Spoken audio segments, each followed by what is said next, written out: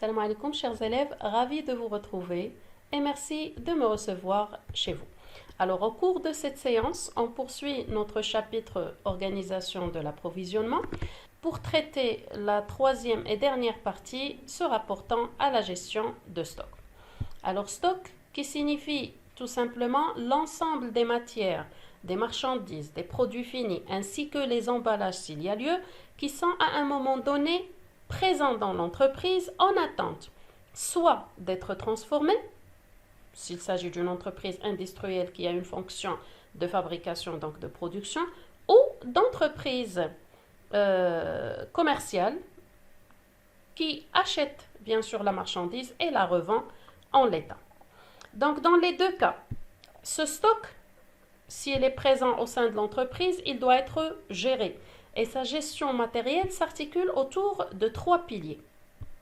Le premier, c'est donc l'opération de l'entreposage, au cours de laquelle l'entreprise doit attribuer une codification aux produits existants.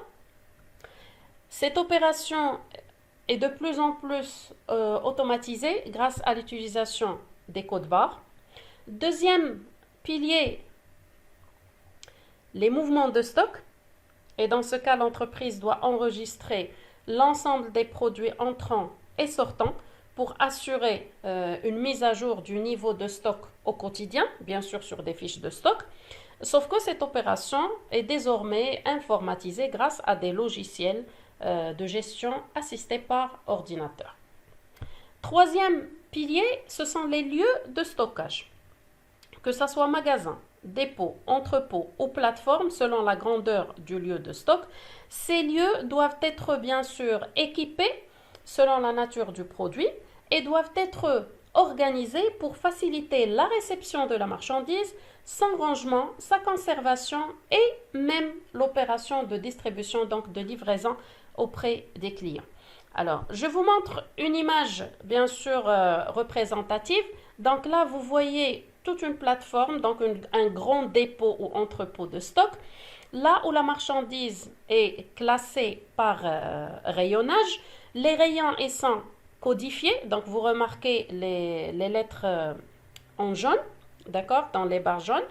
Et puis la marchandise, elle est bien sûr stockée dans la hauteur pour gagner de la place et pour assurer une gestion optimale du stock. Alors, ce stock, bien sûr, il présente plusieurs objectifs à l'entreprise, à commencer par l'objectif commercial. Alors, sur ce plan, le stock va permettre de réduire les délais de livraison, puisque la marchandise, elle est présente dans le stock, donc on peut livrer à tout moment. Et même s'il s'agit de commandes urgentes, il n'y a aucun problème. Deuxième objectif, c'est l'objectif technique.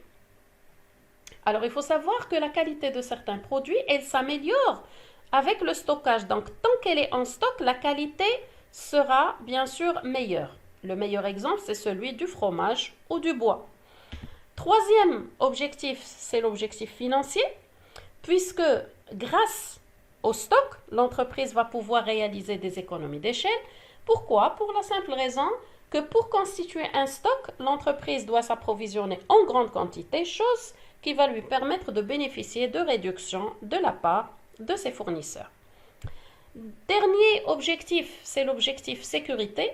Et donc, la présence de stock va tout simplement permettre à l'entreprise de faire face à la défaillance des fournisseurs, c'est-à-dire même en cas de retard de livraison de la part des fournisseurs, il y a toujours un stock dans l'entreprise qui va permettre la continuité du fonctionnement de l'appareil productif.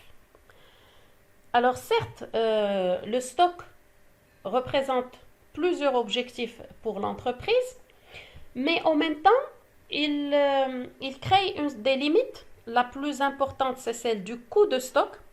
Et c'est dans ce sens que de nouvelles techniques ont été instaurées, se basant sur le principe du zéro stock, qui incite les entreprises à baisser le niveau de leur stock, voire le supprimer carrément. Alors, le concept de zéro stock, c'est un principe bien sûr japonais qui ne peut être appliqué qu'à travers le principe ou le concept de juste à temps, c'est-à-dire de la production tirée par la demande, ou ce qu'on a déjà nommé dans la première partie du chapitre, la production à la commande. Donc ce sont des flux tendus au cours desquels l'entreprise ne va s'approvisionner qu'après réception de la commande client. Bien, donc à ce niveau, je vais vous présenter la schématisation du processus d'approvisionnement dans les deux cas, que ce soit dans le cas d'approvisionnement pour le stock ou l'approvisionnement à la commande, parce que c'est une question qui peut figurer sur les textes de votre examen. On commence par le schéma du processus d'approvisionnement pour le stock dans le cas de flux poussé. Et c'est donc le cas normal de la présence de stock. Alors ça commence par l'approvisionnement auprès des fournisseurs parce que dans ce cas, l'entreprise, elle anticipe la demande. D'accord? Alors, après la réception de la livraison, il y a constitution d'un premier stock de matières premières. Après quoi, on passe bien sûr à l'appareil productif. À la fin de la production, le produit sortant doit être stocké, donc c'est le stock de produits finis, en attendant bien sûr de livrer la marchandise au grand marché. Alors dans le cas du processus d'approvisionnement à la commande, ça va se déclencher par la réception de la commande client d'abord. Une fois cette commande reçue, l'entreprise va donc s'approvisionner auprès de ses fournisseurs. Remarquez que dans ce cas, il n'y a pas de stock de matières premières parce que la marchandise doit passer directement à l'appareil productif et à la fin de la production, il n'y a pas de stock de produits finis puisque la marchandise ou le produit fini doit être directement livré à un client. Chose qui va permettre donc de respecter les délais de livraison et de créer le principe flux tendu. Alors, sur ce, j'espère que le contenu des vidéos sur l'approvisionnement vous a été bénéfique. Soyez au rendez-vous pour les séances prochaines. D'ici là, دمتم في رعاية الله وإلى اللقاء.